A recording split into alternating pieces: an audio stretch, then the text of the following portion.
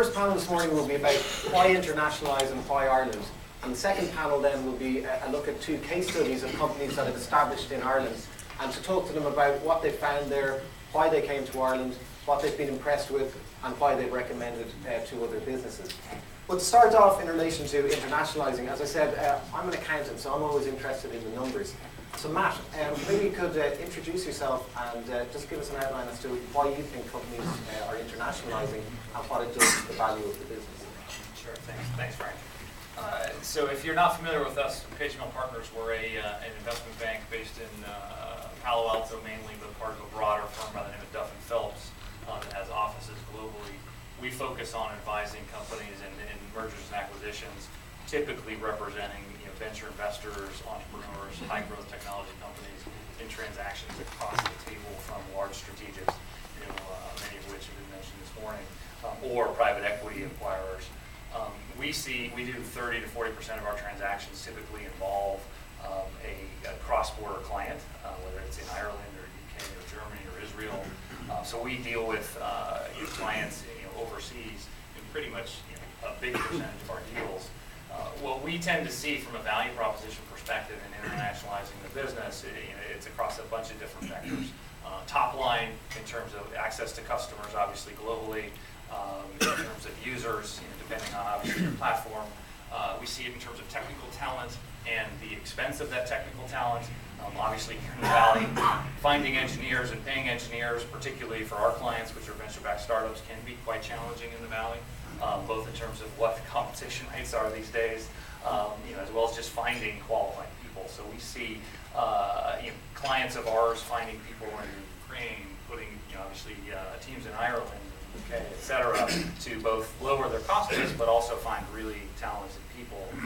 And then even from an M&A perspective, obviously you're not going to get a better multiple because you've got a bunch of offices all over the world. But when you're a small company that's 15 people in one location, that has a particular feel to it in terms of kind of the value that entity can create in an M&A transaction. And obviously, ultimately, the company gets valued on the technology and the opportunity. But if the more diversified your business is, the more access you have to customers, obviously, the better an M&A exit can ultimately be.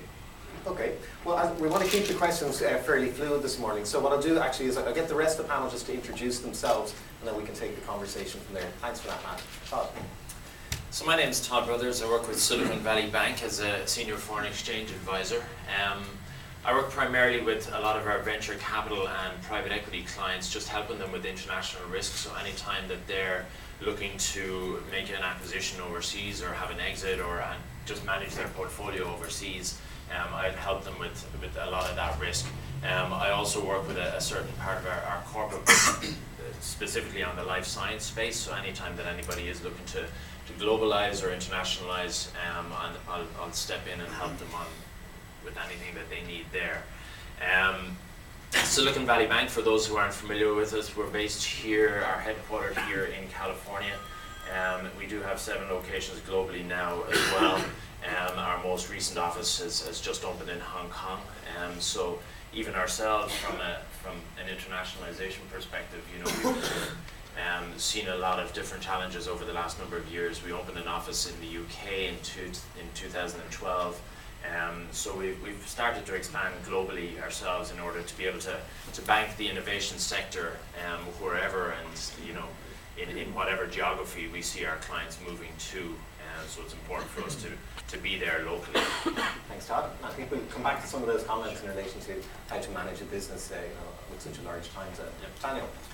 Yeah, sure. My name is Daniel Zimmerman. I'm a partner at WilmerHale.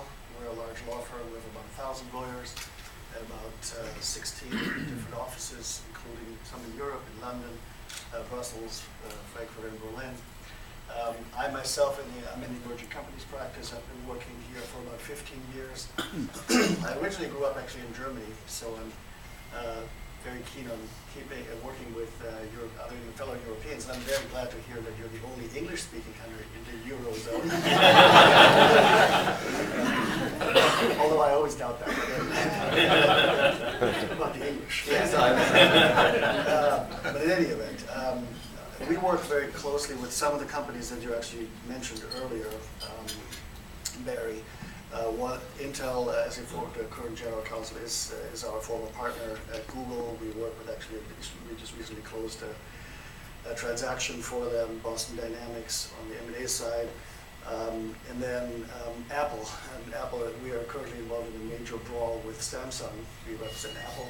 But we also represent Apple on some of the Irish issues related to all the money that's parked offshore in Ireland, which, believe it or not, is a big issue because Apple could be deemed to be an investment company, which it doesn't want to be. But in any event, I work very much in the emerging companies practice, and we have a lot of exits, and those exits are either in Europe or here, or we're working with companies that expand into Europe, and that's actually had the benefit of also working with Matt on a transaction one time. And yeah, I'm glad to be here. Thank you for having me. Thanks very much, Daniel. Senna? So, when was the last time you had a banker, a lawyer, an investor all on stage? It's not a very popular audience, and I'm from the government, so. And I'm an accountant. It's early morning, guys. Lots of coffee. So, I work for ID Ireland, and we are the government investment agency. So, our job is, over here on the West Coast, I have two jobs. One is to maintain the relationship with existing clients, companies that have already invested in Ireland, and try and get them or motivate them or give them ideas to make more investments into Ireland. And that's happened, as Barry mentioned, with the likes of Intel, Symantec, Apple in recent years. My other role is to get new companies to invest in Ireland, companies that are not there right now to open up shop. So Nitro and AdRoll are two examples that have done that recently, and Airbnb announcing today as well.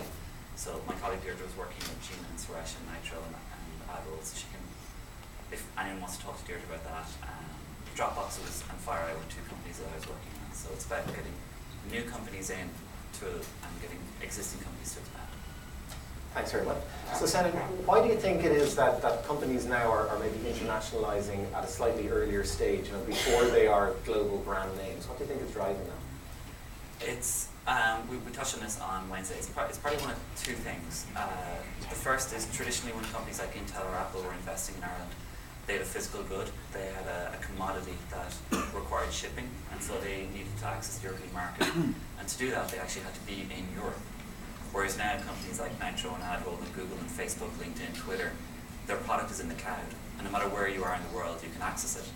And so these companies have customers everywhere. And so they need to respond and support these customers. And all of a sudden, they have a customer base around the world. And so they're just responding to that. Okay, very good.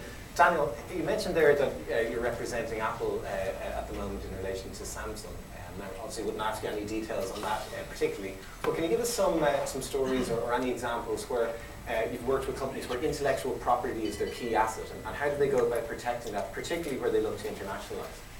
Well, I think that's a very good point. As a matter of fact, this is one of the speeches I give to a lot of those founders or new managers or CEOs of companies that are looking to really grow internationally.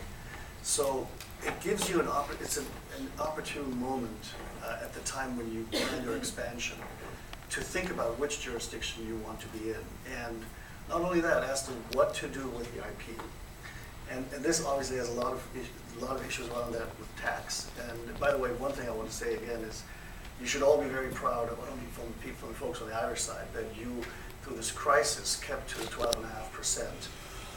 Which was a big issue for a lot of people, because a lot of folks thought this may be one thing where either the European Union or other people are going to put a lot of pressure on you with respect to that tax rate. But going back to the IP, why does it present an opportune moment at that time? Because you literally can bifurcate the IP, and frankly, the issue is here. It's a chicken and egg thing. You want to do it early enough so that you can actually bifurcate your offshore IP, essentially saying the U.S. rights, the IP rights, stay with the U.S. entity, but the rest of the world, or the European rights, usually the rest of the world, stay outside the United States. So in the future, if their royalty is going to be paid on IP, then that stays outside the U.S.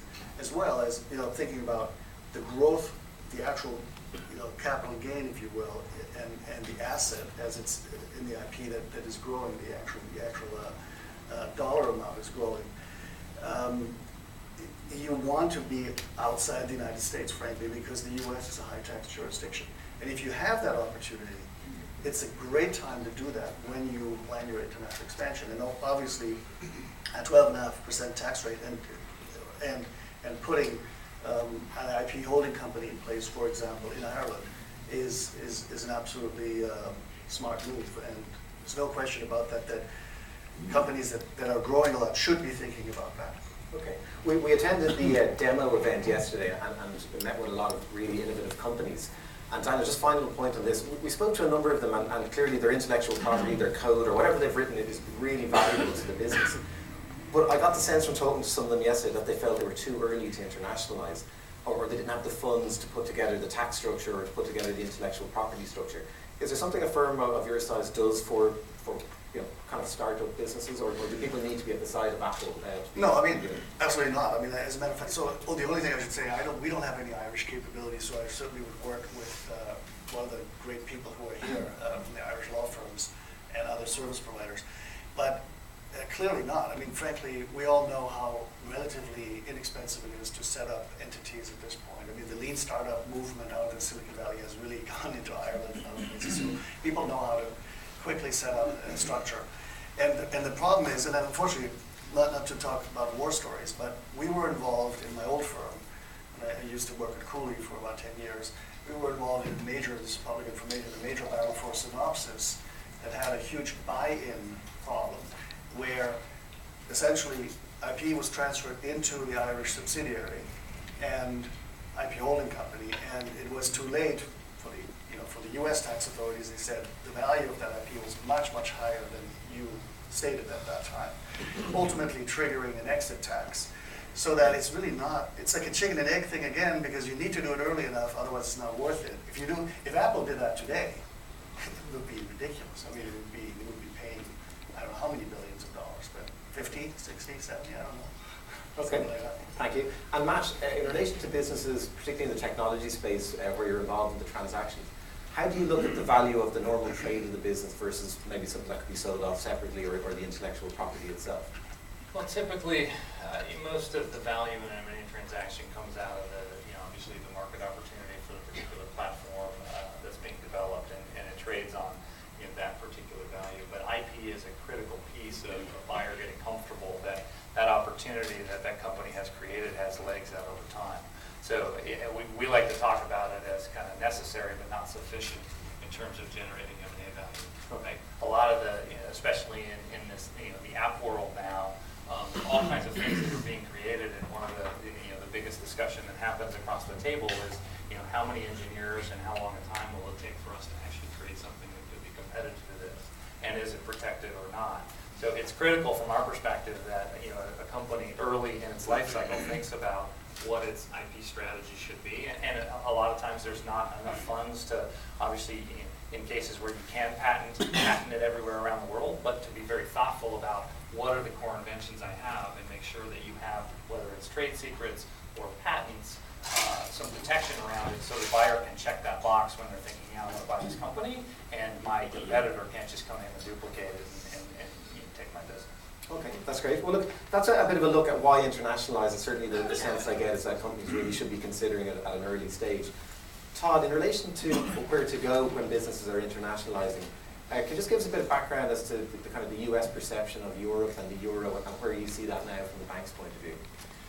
Yeah, absolutely. I mean, from last year, I was looking back at the notes from this same time last year as regards to where the euro was and what the outlook potentially might have been. And it's certainly a different landscape from back then. Things like, and it seems like it's a lot longer than 12 months ago, but things like Cyprus were on the radar.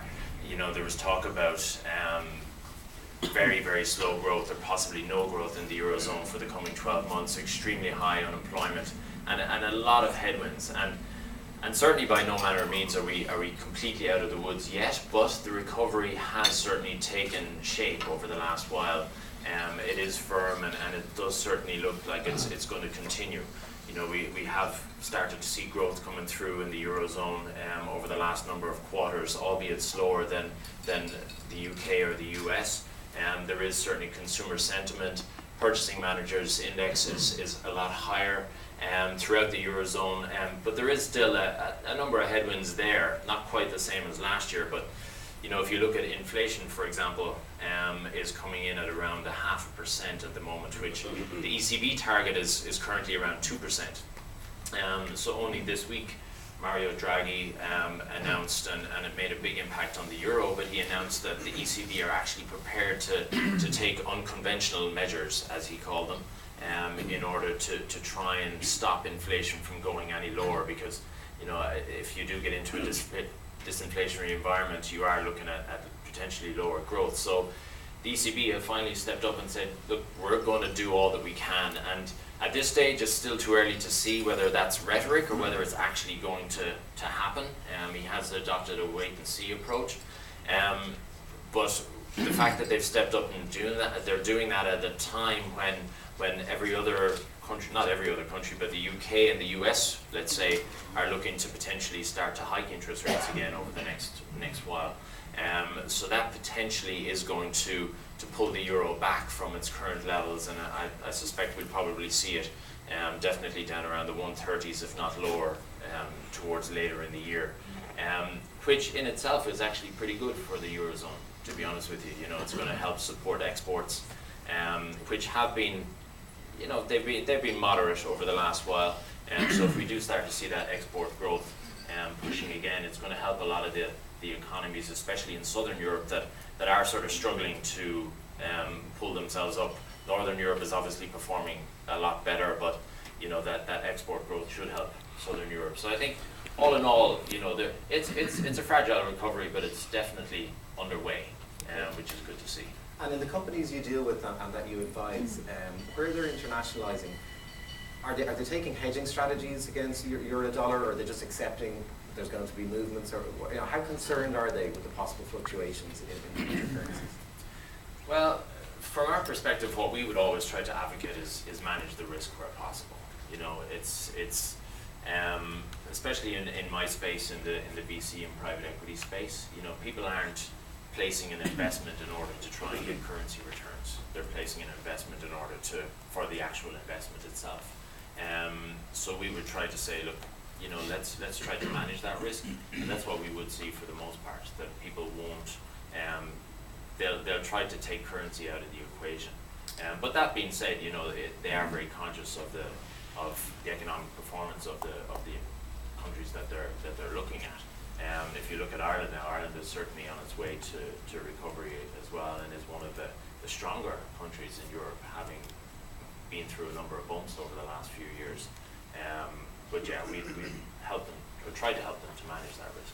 Okay, thank you. Senan, we've heard a bit about internationalising and also now about Europe. Can you just give us your perspective as to why companies should choose Ireland? I mean, I know it's a very competitive environment here against other countries who are trying to attract inward investment. What is Ireland's unique selling proposition, and how do you go about communicating that?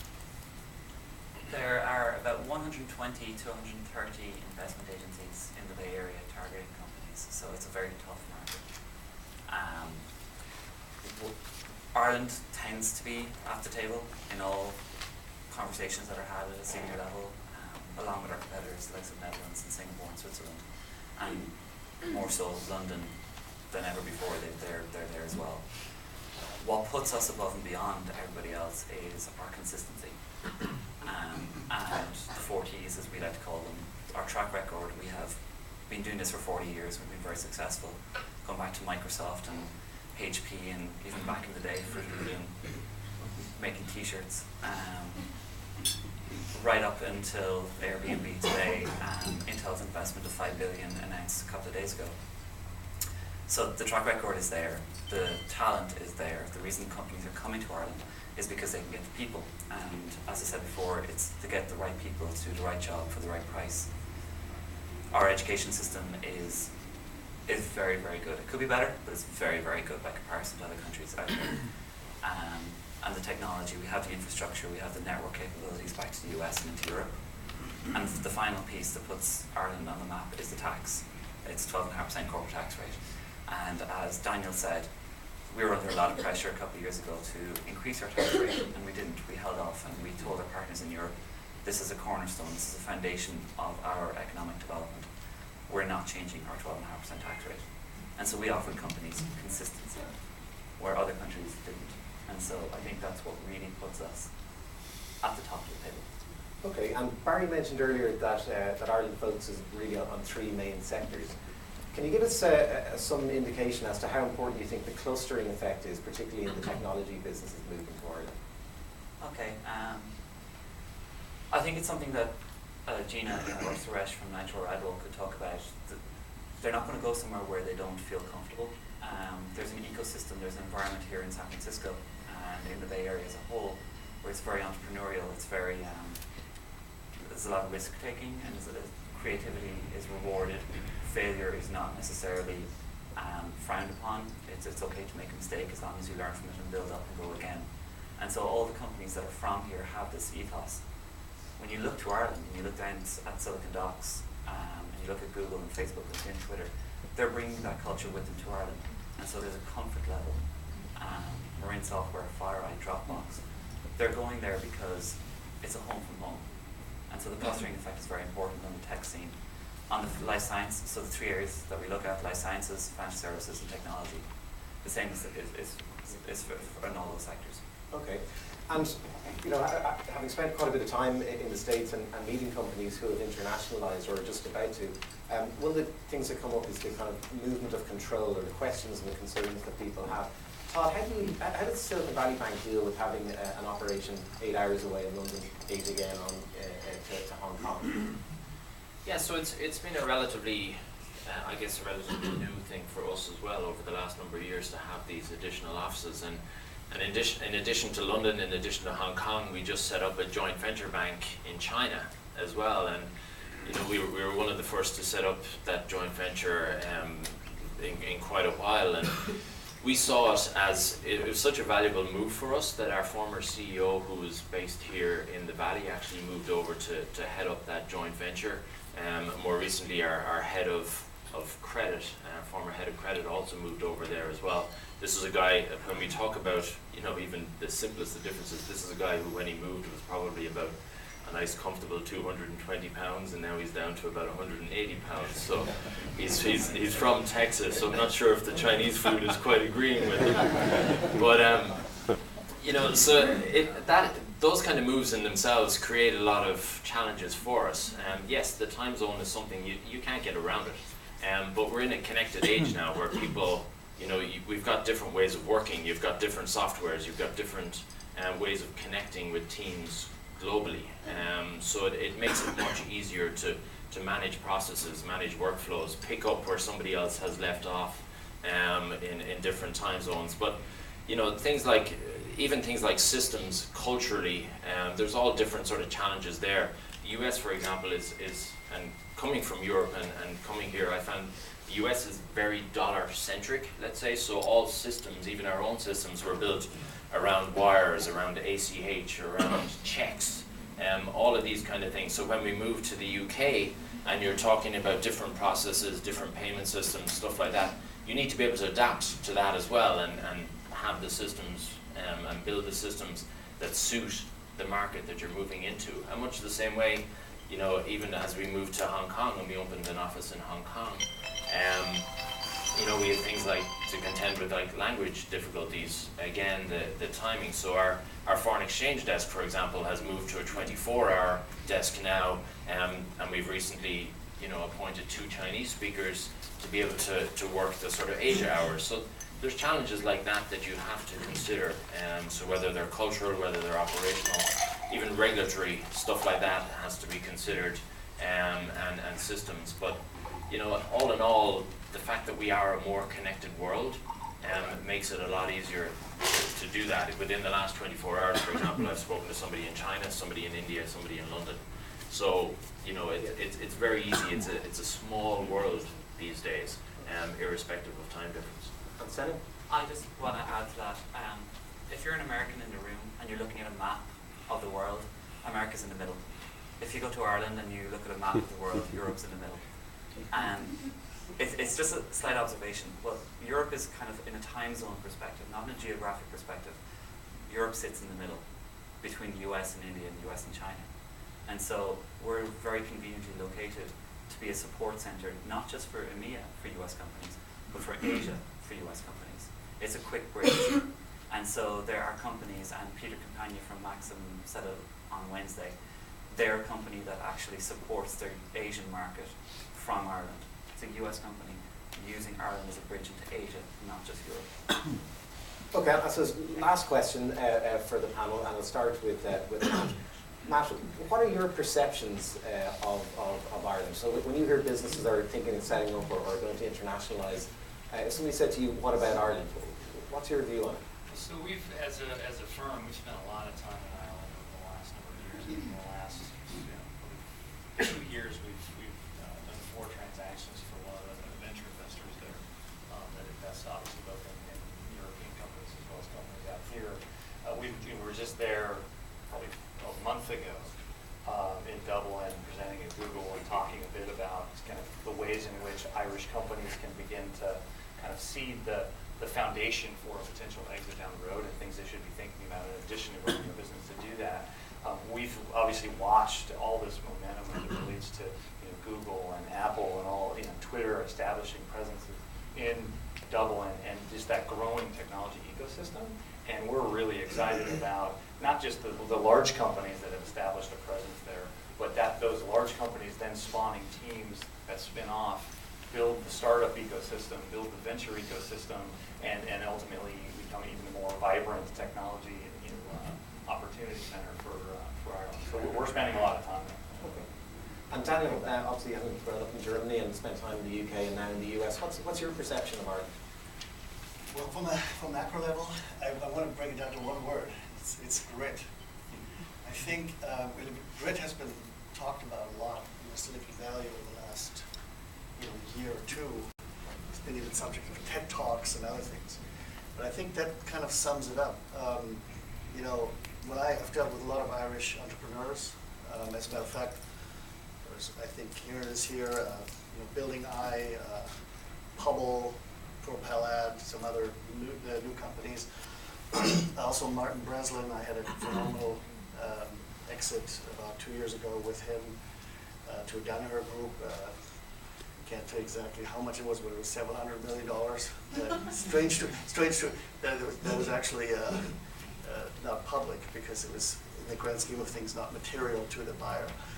But in any event, but I think what it sums it up, how I can sum it up is like really grit. And what that means is, I think Ireland was one of the few countries that didn't complain about what happened in the financial crisis. As a matter of fact, it was one of the first ones to get out of it. Some of your southern neighbors have not been like that.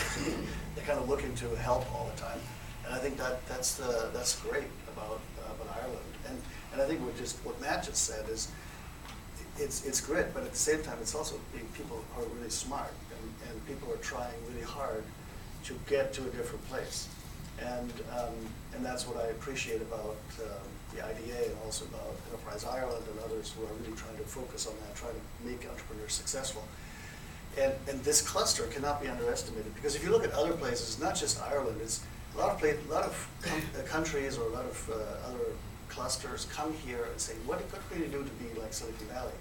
And you need these seeds, you need those Googles, the Twitters, et cetera, and the Apples and HPs to start that. And I think that's what you've started, and if you can continue with that, I think you're in a phenomenal way. So, okay. Thank you. Well, clearly the panel have lots of deep insights. What we're going to do is we're going to move on to the second panel now, and we'll run a Q&A.